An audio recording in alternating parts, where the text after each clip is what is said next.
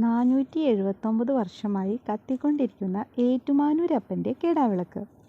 ഏറ്റുമാനൂർ ക്ഷേത്രം അഗ്നിക്കിരയായ ശേഷം തെക്കുംകൂർ രാജാവായിരുന്ന ആദിത്യൻ വർമ്മൻ മണികണ്ഠൻ്റെ കാലത്ത് അമ്പലം പണി ആരംഭിക്കുകയും 1546 മീനം 20-ന് പണി പൂർത്തിയാക്കി കുംഭാഭിഷേകം നടത്തുകയും ചെയ്തു.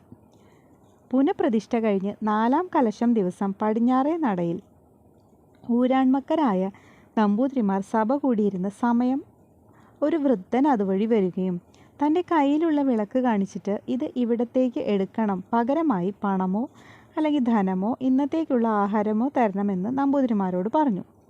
ഈ വിളക്ക് ആര് നടയിൽ തൂക്കും? ഒഴിക്കാനൊക്കെയുള്ള എണ്ണ ആര് കൊണ്ടുവരും? ആര് കത്തിക്കും എന്ന് നമ്പൂതിരിമാർ വൃദ്ധനോട് തിരിച്ചു ചോദിച്ചു. ഭഗവാൻ വിചാരിച്ചാൽ വിളക്ക് താനേ കത്തിയേക്കുമെന്ന് വൃദ്ധൻ പറഞ്ഞതായിട്ട് കൊട്ടാരത്തിൽ ശങ്കുണ്ണി എഴുതിയിരിക്കുന്നു. വിളക്ക് ഇവിടെ വേണ്ട എന്ന് നമ്പൂതിരിമാർ അശേഷം പറഞ്ഞു.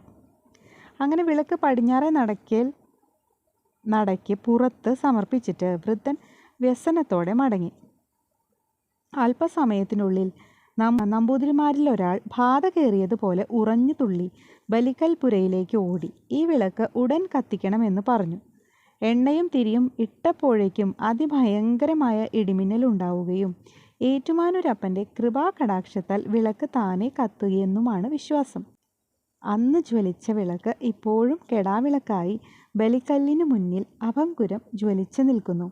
ഭഗവാന് ഇഷ്ട വഴിപാടാണ് വലിയ വിളക്കിൽ എണ്ണ ഒഴിക്കുക എന്നത്.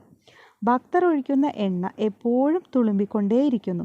ഇത് ബലിക്കൽപുരയുടെ ഇടതുഭാഗത്ത് അണ്ടർഗ്രൗണ്ടിൽ ടാങ്കിൽ ശേഖരിക്കുകയാണ് ചെയ്യുന്നത്.